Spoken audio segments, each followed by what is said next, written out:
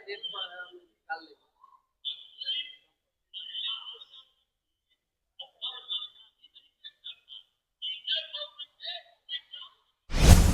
देश एक चुनाव के बाद कोलिशन की सरकार नहीं बनेगी, बीच में फिर सरकारें अपनी दम नहीं तोड़ देगी। उन परिस्थितियों में एक देश एक चुनाव का क्या होगा, समस्या का है। जो भारतीय जनता पार्टी के पास न आचरण है न कर्तव्य है, वो उन्माद को बढ़ावा देना चाहती है, नफरत की राजनीति करना चाहती है। देश में जितने भ्रष्टाचारी है, भारतीय जनता पार्टी के सरोवर में स्नान करने के बाद पवित्रता का वो बोध उनके अंदर आ जाता है, मानो कि इससे कलंकित कोई व्यक्ति इस देश के अंदर में नहीं है। जैसी उम्मीद थी वही हुआ और ये आया है आरजेडी का एक करारा पलटवार।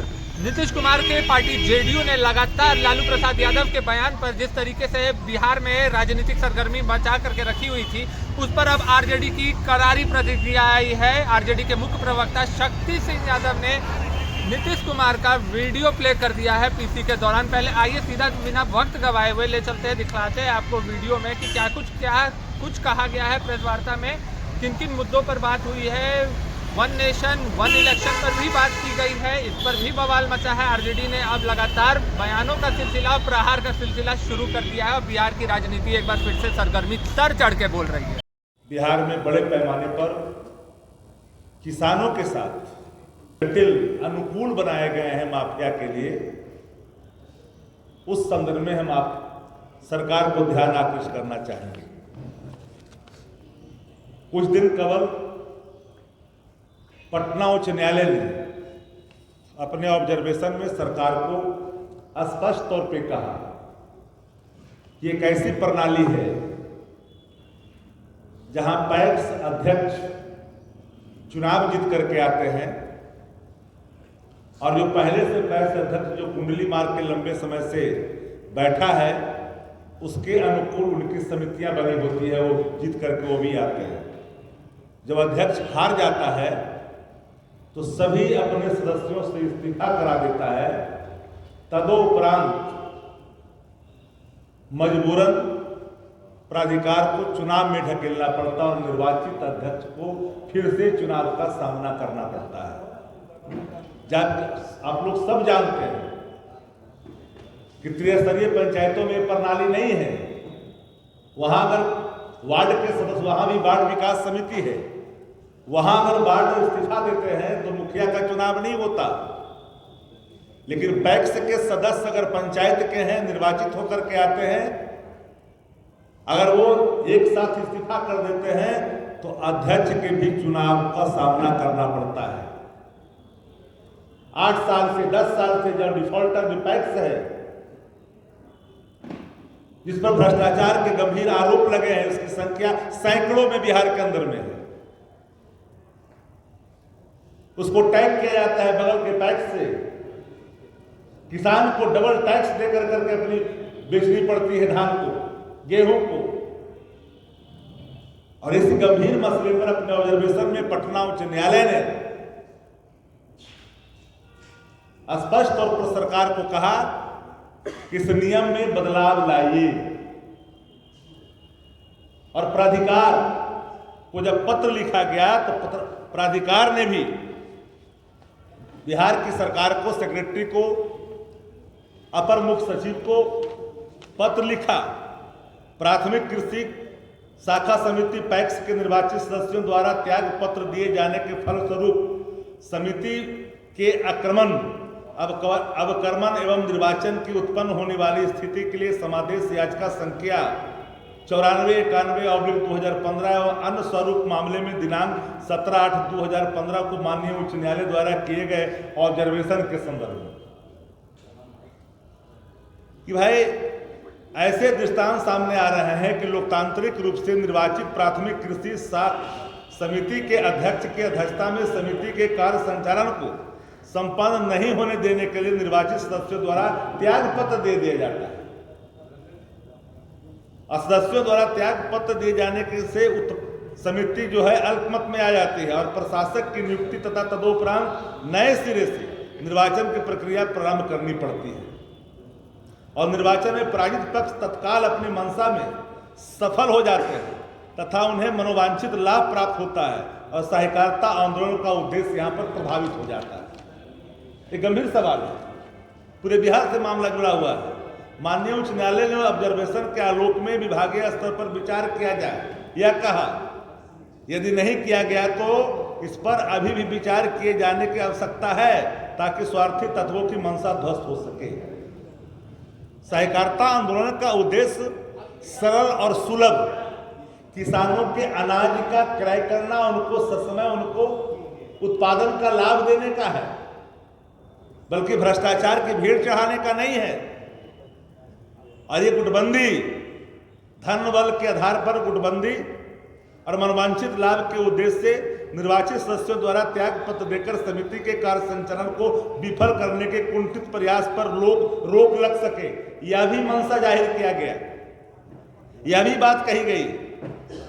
वैसे त्याग पत्र देने वाले निर्वाचित सदस्यों को अगले 5 वर्षों तक चुनाव नहीं लड़ने का भी इसमें नियम प्रावधान किया जाए कि भाई त्याग पत्र दे देता है और त्याग पत्र देने के बाद जब फिर चुनाव होता है फिर वही लड़ता है और फिर अपने अनुकूल अध्यक्ष को चुन के लाता है और फिर वो अपना मनोवांछित जो अपना उद्देश्य है उस उद्देश्य को पूर्ति करता है। बिहार की सरकार सहकारिता को भ्रष्टाचार की दलदल में ढकेल दिया है। मेरा सीधा चार्ज मुख्यमंत्री पर है कि माननीय मुख्यमंत्री नीतीश कुमार जी 20 वर्षों से बिहार के मुख्यमंत्री के पद पर काबिज हैं और इतना बड़ा भ्रष्टाचार सहकारिता से जुड़ा हुआ मामला भी याद करिएगा, यह डिपार्टमेंट भी सृजन से अछूता नहीं है। सृजन का रिलेशन भी सहकारिता विभाग से जुड़ा हुआ था। बिहार में, आजाद हिंदुस्तान में बिहार में सबसे बड़ा भ्रष्टाचार वो सृजन है। 1500 करोड़ से ऊपर का सबसे बड़ा भ्रष्टाचार, लेकिन सरकार चेती नहीं। पूरे बिहार में चुनाव हो गए, पैक्स के चुनाव हो गए, बहुत लोग जो मठाधीश थे चुनाव हार गए, लेकिन उनके समिति जो उनके घर के लोग हैं वो जीत के आ गए। अब अध्यक्ष को संचालन करने का, उनको चार्ज देने का पूरे बिहार का एक शिकायत आया है। राष्ट्रीय जनता दल ने इसे गंभीरता में राजहित में लिया है, किसान हित में लिया है कि बिहार की सरकार तत्काल प्रभाव से अगर नियमों में बदलाव नहीं लाती है, जो त्याग पत्र देने वाले लोग हैं उनको दोबारा चुनाव लड़ने से रोकने की व्यवस्था भी इसमें लानी चाहिए। नहीं तो डिफॉल्टर पैक्स 10 साल से 12 साल से सर्टिफिकेट केस चल रहा है, करोड़ों का गबन का आरोप है। ऐसे लोग, एक राष्ट्र एक चुनाव पहले से भी होता रहा है। आजादी के बाद इस देश में कई टर्मों तक एक देश एक चुनाव, वन नेशन वन इलेक्शन, कल भारत सरकार के कैबिनेट में इसकी मंजूरी दी गई। प्रतिक्रियाएं हर तरफ से आने लगी। आप पत्रकार साथी, मैं जानना चाहता हूं आप लोगों से, आपके मन में भी सवाल होंगे। 4 राज्यों के चुनाव हो गए, एक राष्ट्र एक चुनाव के तहत तक चुनाव कराओगे, शेष जो काल अवधि बचे हुए रहेंगे उनके कार्यकाल, क्या वो विधानसभा को भंग करके राष्ट्रपति शासन लगा दोगे, फिर वहां चुनाव एक साथ कराओगे? मान लिया जाए थोड़ी देर के लिए कि आप चुनाव आपने करा लिया एक बार आपने भंग करके, क्या गारंटी है कि फिर एक देश एक चुनाव के बाद कोलिशन की सरकार नहीं बनेगी, बीच में फिर सरकारें अपनी दम नहीं तोड़ देगी? उन परिस्थितियों में एक देश एक चुनाव का क्या होगा, समस्या का है। ऐसा भी नहीं हो सकता है कि 3 वर्षों में कोई सरकार गिर गई तो 2 वर्ष के लिए चुनाव होंगे, तो फिर हमारा जो उद्देश्य है लोकतंत्र का वही वहां पर मरता हुआ दिखाई पड़ेगा। वोट मताधिकार का प्रयोग आम चुनाव में 5 वर्षों के लिए होता है। तो एक वन नेशन वन इलेक्शन, एक देश एक चुनाव के जो ड्राफ्ट आए हैं, जो बिल प्रोड्यूस होगा, हम लोग की मांग है कि जेपीसी को जानी चाहिए और जेपीसी को जाने के बाद उसमें सबकी राय होनी चाहिए। हम इसके खिलाफत या समर्थन का बात नहीं है, हम उन संभावनाओं पर, उन बातों पर जोर देकर करके हम ये कह रहे हैं, ना विरोध की बात है न समर्थन का बात है कि आखिर होगा कैसे, ये ड्राफ्ट की प्रारूप क्या है, कैसे कर पाओगे? इन सारे सवालों पर मनन भी होगा, मंथन भी होगा, विचार भी होगा। तो राष्ट्रीय जनता दल का मानना है कि ये सवाल पॉलिटिकल स्टंट नहीं होनी चाहिए। वन नेशन वन इलेक्शन करवाना चाहते हो तो वन नेशन वन टैरिफ क्यों नहीं, समान शिक्षा क्यों नहीं, ऐसा क्यों, फिर अलग अलग क्यों? ये सवाल भी सामने है। जो सरकार को तत्परता के साथ जिन चीजों को गंभीरता से शिक्षा के हित में लेनी चाहिए, आम आदमी के हित में लेनी चाहिए, उस पर चर्चा करने के बजाय एक पॉलिटिकल माइलेज के लिए कहीं मंदिर का लेंगे, कहीं बंगाल में जाके मंदिर बनाएंगे, कहीं कहाँ बनाएंगे, कभी वहां बनाएंगे। अरे आम आदमी की बात करो, पलायन की बात करो, किसान की बात करो, किसान प्रोड्यूस करें, उन समस्याओं की बात करो। अपन समस्याओं से मुंह चुराते हो, नौकरियों से मुंह चुराते हो, रोजगारी पर बात नहीं करते हो। हंगर इंडेक्स में देश कहाँ खड़ा है, राज्य कहाँ खड़ा है, इस पे आप बात नहीं करते हो। पर कैपिटा इनकम की स्थिति क्या है देश के अंदर में, इस पे बात नहीं करते हो। राज्यों का राज्य जो पिछड़ा हुआ है वो कैसे विकसित राज्यों में आएगा, इसकी बात नहीं करते हो। बात करते हो मंदिर की। अरे मंदिर को तो आप आस्था का केंद्र है, उसको वही रहने दो। हर धर्मों के जो धर्म स्थल है उनके आस्था के केंद्र है, वो राजनीति का कारण मत बनाओ, राजनीतिक एजेंडे में मत लाओ। इस देश में कौन सा ऐसा राज्य है जहां सनातन धर्मावलंबी जिस गांव में, जिस टोल में बात करते हैं, वहां मंदिर नहीं है, वहां देवी स्थान नहीं है, कुल देवी नहीं है, वहां पुजारी की आवश्यकता है। लेकिन भारतीय जनता पार्टी को सनातन से कोई मतलब नहीं। सनातन कर्तव्य, सनातन आचरण, सनातन अगर शाश्वत है, अगर ऐसा मत है तो सनातन कर्तव्य है और सनातन आचरण भी है। जो भारतीय जनता पार्टी के पास न आचरण है न कर्तव्य है, वो उन्माद को बढ़ावा देना चाहती है, नफरत की राजनीति करना चाहती है। गले में झोला पहनाना महिला सशक्तिकरण नहीं होता। खगड़िया के माननीय विधायिका को शब्द से घायल कर देना महिला सशक्तिकरण का प्रतीक नहीं होता। महिला खिलाड़ियों के साथ अभद्र व्यवहार हो, उत्पीड़न हो, ये महिला सम्मान है। माफ करना, दैवत प्राप्त मर्यादा में रहने वाली स्त्रियों को बिंदी लगाने के लिए, सिंदूर लगाने के लिए कह देना, ये महिला सम्मान का प्रतीक नहीं है। सेंटर होम महिला सम्मान का प्रतीक नहीं हो सकता। माफ करिएगा। कालांतर में अगर आपने देखा होगा, नहीं देखा होगा तो मैं आपको स्मरण करा दूं। कुछ टीसें माननीय मुख्यमंत्री जी को लगातार आप जीने नहीं देता था। वो टीस क्या थी उनकी, अब वो टीस क्या है जरा सुन लीजिए।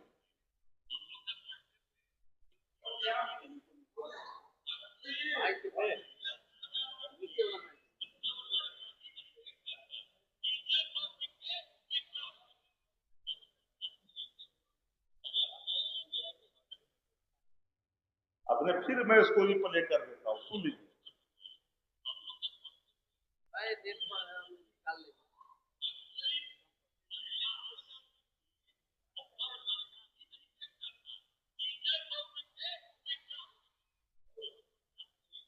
तो सुंदर और अच्छे ख्याल माननीय मुख्यमंत्री जी का जो रहे हैं वो सबको पता है।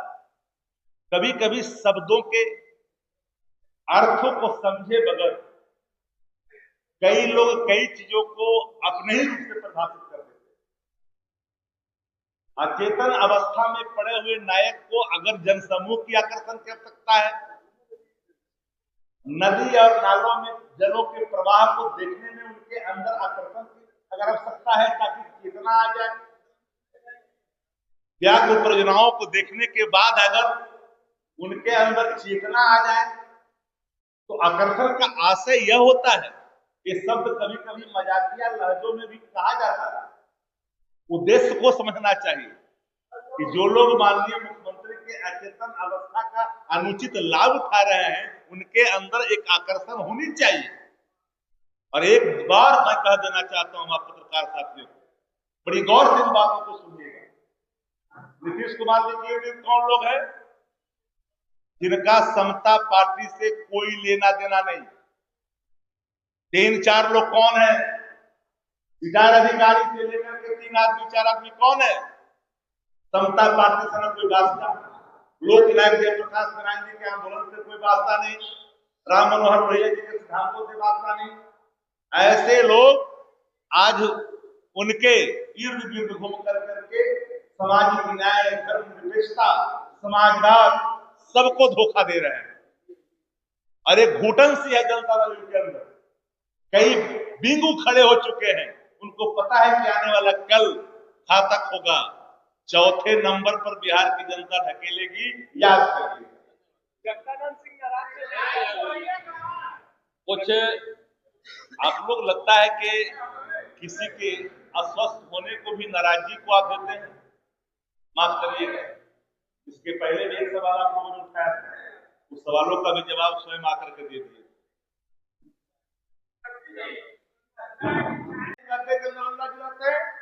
35 पैक्स ऐसे हैं जहां पर अनुकूल अध्यक्ष पुराने जीत करके नहीं आए, वहां पर प्रशासक की नियुक्ति करके पुनः चुनाव कराने की नौबत आन पड़ी। अभी चुनाव के नतीजे आए हैं, आज भी हालात वही हैं, जस के तस हैं। 25 वर्षों से 30 वर्षों से व्यक्ति जो कुंडली मार करके बैठा हुआ है, सर्टिफिकेट केस हो रहा है, डिफॉल्टर है, करोड़ों का गमन का आरोप है।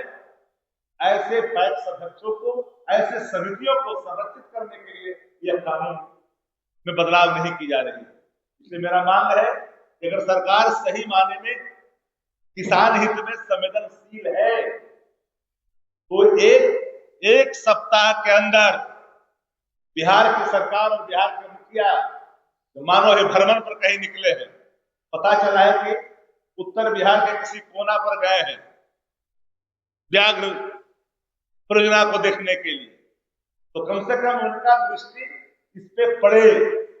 और सत्ता प्रतिष्ठान से जुड़े लोग, जो भाजपा तो भ्रष्टाचार की वो गंगोत्री है जहां भ्रष्टाचार के सारे कपड़े धोए जाते हैं उसी बाथरूम में। देश में जितने भ्रष्टाचारी है, भारतीय जनता पार्टी के सरोवर में स्नान करने के बाद पवित्रता का वो बोध उनके अंदर आ जाता है, मानो कि इससे कलंकित कोई व्यक्ति इस देश के अंदर में नहीं है। ये विभाग भी भारतीय जनता पार्टी के कोटे में है, इसलिए भ्रष्टाचार मुक्त हो ऐसी उम्मीद नहीं की जा सकती। भारत में प्रतिपक्ष होने के नाते मेरा सीधा चार्ज भी है और डिमांड भी है कि अगर सरकार गंभीर है तो नियमों में बदलाव करे, प्राधिकार के द्वारा। जैसा कि आपने इस वीडियो में देखा और सुना कि किस तरीके से बिहार के सीएम नीतीश कुमार जी का वीडियो प्ले किया गया है, उनके जो बयान दिए गए थे उन्हें दोबारा सुनाया गया है। क्लियर मैसेज दिया गया है आरजेडी द्वारा कि जनता भूले ना, जनता याद रखे कि नीतीश सरकार ने और नीतीश कुमार ने क्या कुछ कहा था। और बात करते हैं वन नेशन वन इलेक्शन पर, तो वन नेशन वन इलेक्शन पर उनका साफ तौर पे ये कहना था कि पहले बिहार में और भारत देश में और कई बड़ी समस्याएं हैं, ज़मीनी समस्याएं हैं, पहले सरकार उस पर काम करे, फिर बात विचार होगा वन नेशन वन इलेक्शन को लेकर के।